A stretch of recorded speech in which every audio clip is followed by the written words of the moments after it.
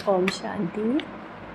19 जून 2024 की मुरली के मधुर महावाक्य हैं, मीठे बच्चे, सबसे मोल सेवा है बाप की याद में रहना और दूसरों को याद दिलाना। तुम किसी को भी बाप का परिचय दे उनका कल्याण कर सकते हो। प्रश्न है, कौन सी एक छोटी सी भी आदत बड़ी अवज्ञा करा देती है? उससे बचने की युक्ति क्या है? उत्तर है, अगर किसी में कुछ छिपाने की व चोरी करने की आदत है तो भी बहुत बड़ी अवज्ञा हो जाती है। कहा जाता है, कख का चोर 100 लख का चोर। लोभ के वश भूख लगी तो छिपाकर बिना पूछे खा लेना, चोरी कर लेना, यह बहुत खराब आदत है। इस आदत से बचने के लिए ब्रह्मा बाप समान दृष्टि बनो। जो भी ऐसी आदतें हैं वो बाप को सच सच सुना दो। ओम शांति। रूहानी बाप बैठ रूहानी बच्चों को समझाते हैं। बच्चे जानते हैं हम बेहद के बाप के सामने बैठे हैं। हम ईश्वरीय परिवार के हैं। ईश्वर निराकार है, यह भी जानते हैं। तुम आत्माभिमानी होकर बैठे हो। अब इसमें कोई साइंस घमंड व हठ योग आदि करने की बात नहीं है। यह है बुद्धि का काम। इस शरीर का कुछ भी काम नहीं। हठ योग में शरीर का काम रहता है। यहाँ बच्चे समझ बाप के सामने हम बैठे हैं, जानते हैं कि बाप हमको पढ़ा रहे हैं। एक तो कहते हैं अपने को आत्मा समझ बाप को याद करो, तो मीठे बच्चों तुम्हारे सब पाप कट जाएंगे और चक्र फिराओ, औरों की सर्विस कर आप समान बनाओ। बाप एक एक को बैठ देखते हैं कि यह क्या सर्विस कर रहे हैं। स्थूल सेवा करते हैं, सूक्ष्म सेवा करते हैं या मूल सेवा करते हैं। एक एक को बाप देखते हैं, यह सबको बाप का परिचय देते हैं। मूल बात है यह हर एक बच्चे को बाप का परिचय देते हैं। औरों को समझाते हैं कि बाप कहते हैं मुझे याद करो तो तुम्हारे जन्म जन्मांतर के पाप मिट जाएंगे। कहाँ तक इस सर्विस में रहते हैं, आप अपने से भेंट करते हैं। सबसे जास्ती सर्विस कौन करते हैं? क्यों नहीं मैं इनसे भी जास्ती सर्विस करूं?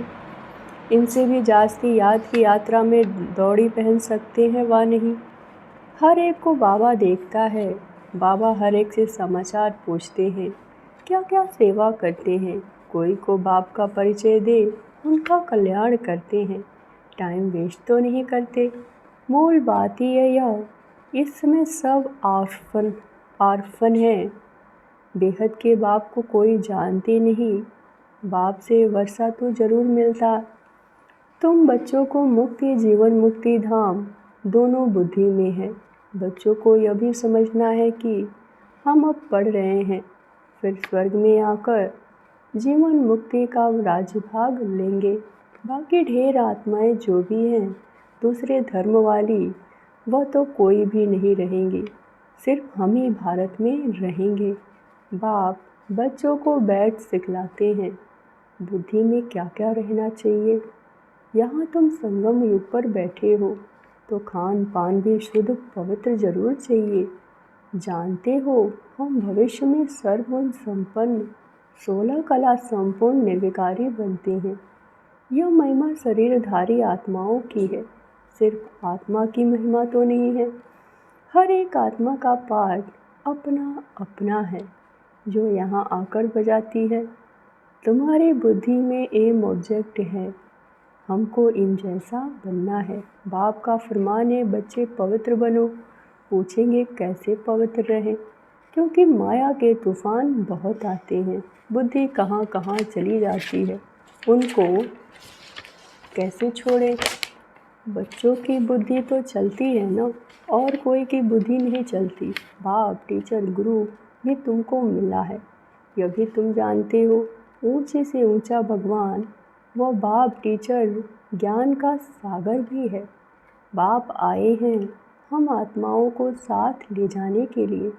सतयुग में बहुत थोड़े देवी देवता रहते। यह बातें तुम्हारे सिवाय और कोई की बुद्धि में नहीं होगी। तुम्हारी बुद्धि में है कि विनाश के बाद हम थोड़े ही होंगे और इतने सब धर्म खंड आदि नहीं होंगे। हम ही विश्व के मालिक होंगे। हमारा ही एक राज्य होगा, बहुत सुख का राज्य होगा। बाकी उसमें वैरायटी पद वाले होंगे। हमारा क्या पद होगा? हम कितनी रूहानी सेवा करते हैं। बाप भी पूछते हैं। ऐसे नहीं, बाबा अंतर्यामी है।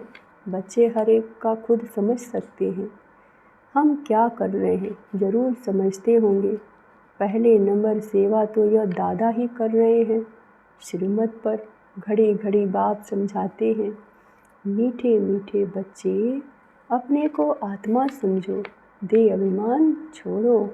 आत्मा कितना समय समझते हैं, यह पक्का करना है। हम आत्मा हैं, बाप को याद करना है। इनसे ही बेड़ा पार है। याद करते करते पुरानी दुनिया से नई दुनिया में चले जाएंगे। अभी बाकी थोड़ा समय है, फिर हम अपने सुखधाम में चले जाएंगे। मुख्य है रूहानी सेवा, सबको बाप का परिचय देना। यह है सबसे सहज बात। स्थूल सर्विस करने में, भोजन बनाने में, भोजन खाने में भी तो मेहनत लगती है। इसमें भी तो मेहनत की कोई बात नहीं है। सिर्फ अपने को आत्मा समझना है। आत्मा अविनाशी, शरीर विनाशी है। आत्मा ही सारा पाठ बजाती है। यह शिक्षा बाप ही एक बार आकर देते हैं, जबकि विनाश का समय होता है। नई दुनिया है ही देवी देवताओं की, उसमें ज़रूर जाना है। बाकी सारी दुनिया को शांति धाम जाना है। यह पुरानी दुनिया रहेगी नहीं।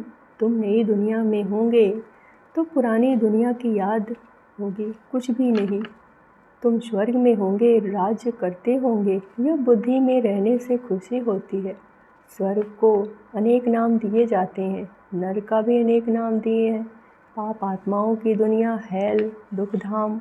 अभी तुम बच्चे जानते हो बेहद का बाप एक ही है। हम उनके सिकी लगे बच्चे हैं। तो ऐसे बाप से लौ भी होना चाहिए। बाप का भी बहुत लौ है। बच्चों में जो बहुत सेवा करते, कांटों को फूल बनाते, मनुष्य से देवता बनाना है। बाप खुद नहीं बनते, हमको बनाने आए हैं। तो अंदर में बहुत खुशी होनी चाहिए। स्वर्ग में हम कौन सा पद पाएंगे? हम क्या सेवा करते हैं? घर में नौकर चाकर हैं, उनको भी पहचान देनी चाहिए। जो खुद कनेक्शन में आते, उनको शिक्षा देनी चाहिए। सबकी सेवा करनी है, अबलाओं की, गरीबों की, भिलनियों की। गरीब तो बहुत है, वह सुधर जाए। कोई पाप आदि नहीं करेंगे, नहीं तो पाप कर्म करते रहेंगे। देखते हो झूठ चोरी भी कितनी है। नौकर लोग भी चोरी कर लेते हैं।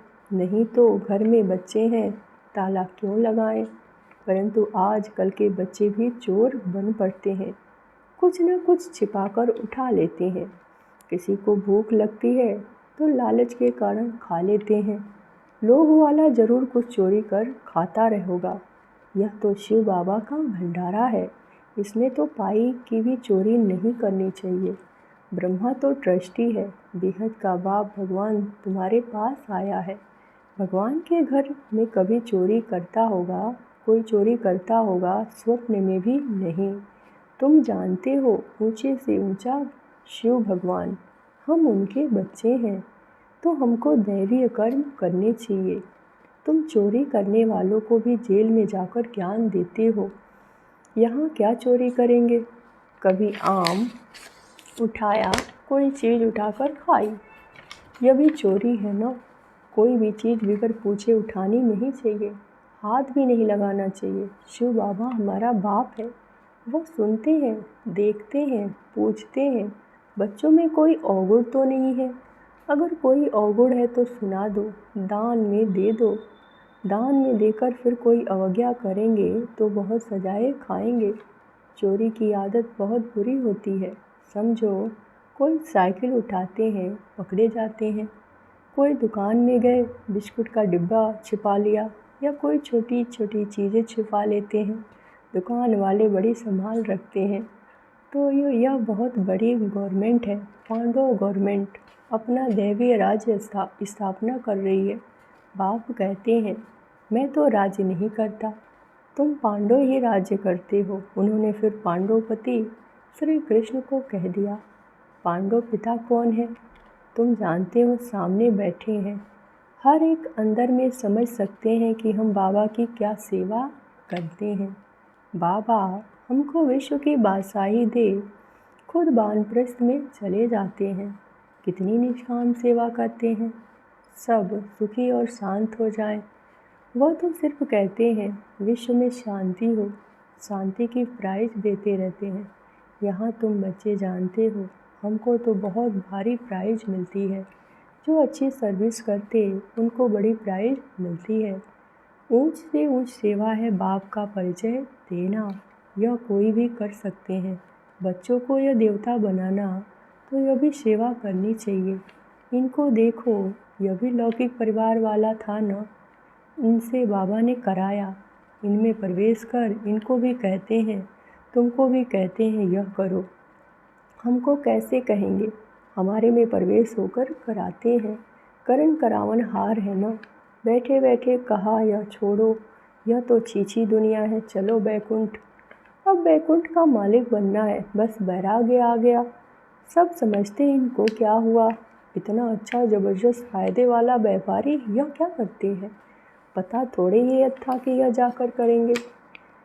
छोड़ना कोई बड़ी बात थोड़ी है, बस सब कुछ त्याग दिया और सबको भी त्याग कराया, बच्ची को भी त्याग कराया। अब यह रूहानी सेवा करनी है, सबको पवित्र बनना है।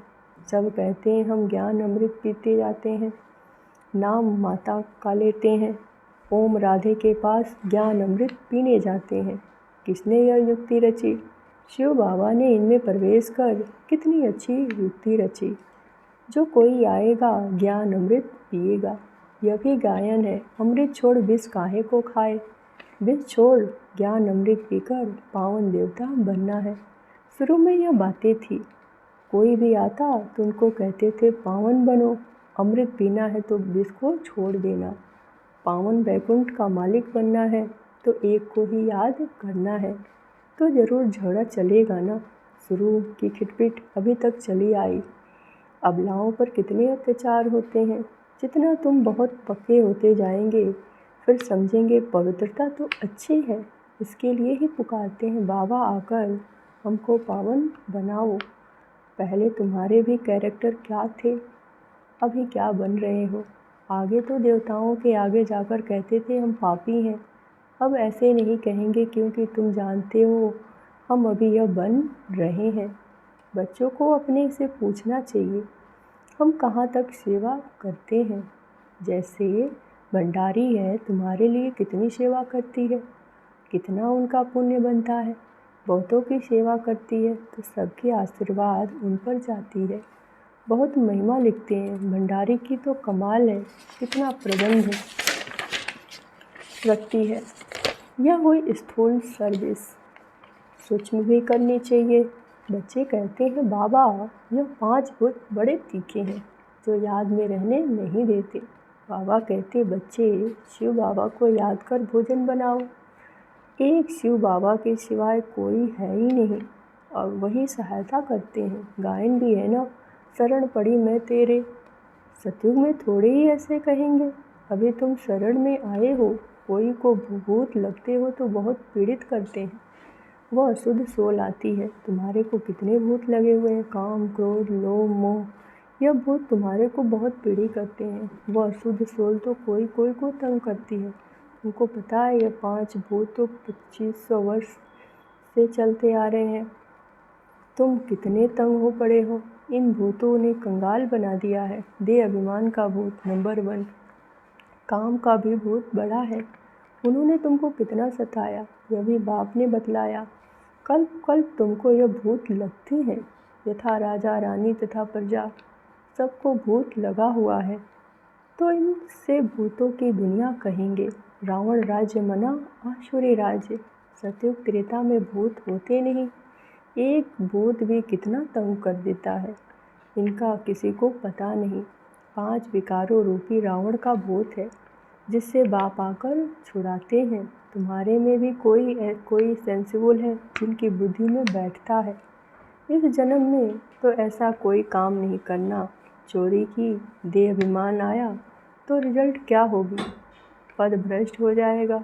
कुछ न कुछ उठा लेते हैं, कहते हैं कफ का चोर सो लक का चोर। यज्ञ में तो ऐसा काम कभी नहीं करना।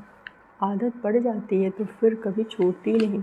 कितना माथा मारते हैं। अच्छा, मीठे मीठे सिक्के लदे बच्चों प्रति माता पिता बाप दादा का याद प्यार और गुड मॉर्निंग। रूहानी बाप की रूहानी बच्चों को नमस्ते। धारणा के लिए मुख्य सार। पहली पॉइंट, स्थूल सेवा के साथ साथ सूक्ष्म और मूल सेवा भी करनी है। सबको बाप का परिचय देना है, आत्माओं का कल्याण करना, याद की यात्रा में रहना सच्ची सेवा है। इसी सेवा में बिजी रहना, अपना समय वेस्ट नहीं करना।